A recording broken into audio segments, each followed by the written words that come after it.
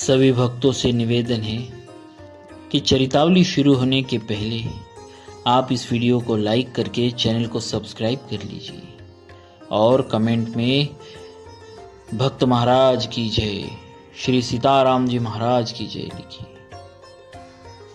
16वां सर्ग।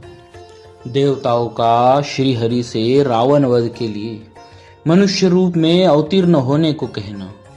राजा के पुत्रेष्टि यज्ञ में अग्निकुंड से प्राजापत्य पुरुष का प्रकट होकर खीर अर्पण करना और उसे खाकर रानियों का गर्भवती होना। तदनंतर उन श्रेष्ठ देवताओं द्वारा इस प्रकार रावण के वध के लिए नियुक्त होने पर सर्वव्यापी नारायण ने रावण वध के उपाय को जानते हुए भी देवताओं से यह मधुर वचन कहा। देवगण, राक्षस राज रावण के वध के लिए कौन सा उपाय है जिसका आश्रय लेकर मैं महर्षियों के लिए कंटक रूप उस निशाचर का वध करूं?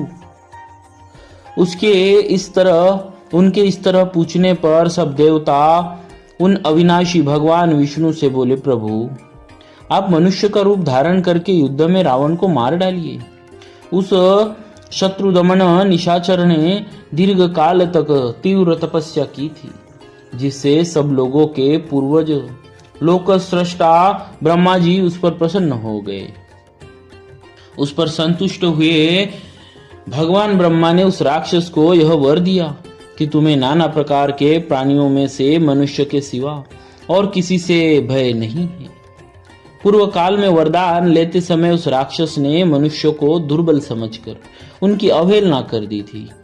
इस प्रकार पितामह से मिले हुए वरदान के कारण उसका घमंड बढ़ गया है। शत्रुओं को संताप देने वाले देव वह तीनों लोकों को पीड़ा देता है और स्त्रियों का भी अपहरण कर लेता है। अतः उसका वध मनुष्य के हाथ से ही निश्चित हुआ है। समस्त जीवात्माओं को वश में रखने वाले भगवान विष्णु ने देवताओं की यह बात सुनकर अवतार काल में राजा दशरथ को ही पिता बनाने की इच्छा की। उसी समय वे शत्रुसूदन महातेजस्वी नरेश पुत्रहीन होने के कारण पुत्र प्राप्ति की इच्छा से पुत्रेष्टि यज्ञ कर रहे थे। उन्हें पिता बनाने का निश्चय करके भगवान विष्णु पितामह की अनुमति ले देवताओं और महर्षियों से पूजित हो वहां से अंतर्धान हो गए। तत्पश्चात पुत्रेष्टि यज्ञ करते हुए राजा दशरथ के यज्ञ में अग्निकुंड से एक विशाल काय पुरुष प्रकट हुआ। उसके शरीर में इतना प्रकाश था जिसकी कहीं तुलना नहीं थी। उसका बल पराक्रम महान था। उसकी अंग कांति काले रंग की थी। उसने अपने शरीर पर लाल वस्त्र धारण कर रखा था। उसका मुख भी लाल ही था। उसकी वाणी से दुंदुभी की समान गंभीर ध्वनि प्रकट होती थी। उसके रोम, दाढ़ी, मूछ और बड़े बड़े केश चिकने और सिंह के समान थे। वह शुभ लक्षणों से संपन्न, दिव्य आभूषणों से विभूषित, शैल शिखर के समान ऊंचा तथा गर्वीले सिंह के समान चलने वाला था। उसकी आकृति सूर्य के समान तेजोमयी थी। वह प्रज्वलित अग्नि के लपटों के समान देदीप्यमान हो रहा था। उसके हाथ में तपाए हुए जाम्बूनद नामक सुवर्ण की बनी हुई परात थी, जो चांदी के ढक्कन से ढकी हुई थी। वह परात थाली बहुत बड़ी थी और दिव्य खीर से भरी हुई थी। उसे उस पुरुष ने स्वयं अपनी दोनों भुजाओं पर इस तरह उठा रखा था मानो कोई रसिक अपनी प्रियतमा पत्नी को अंक में लिए हुए हो। वह अद्भुत परात मायामयी सी जान पड़ती थी। उसने राजा दशरथ की ओर देखकर कहा, नरेश्वर, मुझे प्रजापति लोक का पुरुष जानो। मैं प्रजापति की ही आज्ञा से यहाँ आया हूँ। तब राजा दशरथ ने हाथ जोड़कर उनसे कहा, भगवान आपका स्वागत है, कहिए मैं आपकी क्या सेवा करूं? फिर उस प्रजापत्य पुरुष ने पुनः यह बात कही, राजन, तुम देवताओं की आराधना करते हो, इसीलिए तुम्हें आज यह वस्तु प्राप्त हुई है। नृपश्रेष्ठ, यह देवताओं की बनाई हुई खीर है जो संतान की प्राप्ति कराने वाली है। तुम इसे ग्रहण करो। यह धन और आरोग्य की भी वृद्धि कराने वाली है। राजन, यह खीर अपनी योग्य पत्नियों को दो और कहो तुम लोग इसे खाओ। ऐसा कहने पर उनके गर्भ से आपको अनेक पुत्रों की प्राप्ति होगी, जिसके लिए तुम यह यज्ञ कर रहे हो। राजा ने प्रसन्नता पूर्वक बहुत अच्छा कहकर उस दिव्य पुरुष की दी हुई देवान्य से परिपूर्ण सोने की थाली को लेकर उसे अपने मस्तक पर धारण किया। फिर इस अद्भुत एवं प्रिय दर्शन पुरुष को प्रणाम करके बड़े आनंद के साथ उसकी परिक्रमा की।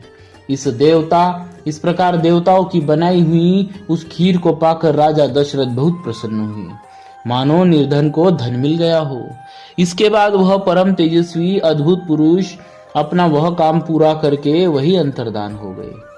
उस समय राजा के अंतपुर की स्त्रियां हर्ष उल्लास से बड़ी हुई कांतिमयी किरणों से प्रकाशित हो ठीक उसी तरह शोभा पाने लगी जैसे शरद काल के नयनाभिराम चंद्रमा की रम्य रश्मियों से उद्भासित होने वाला आकाश सुशोभित होता था।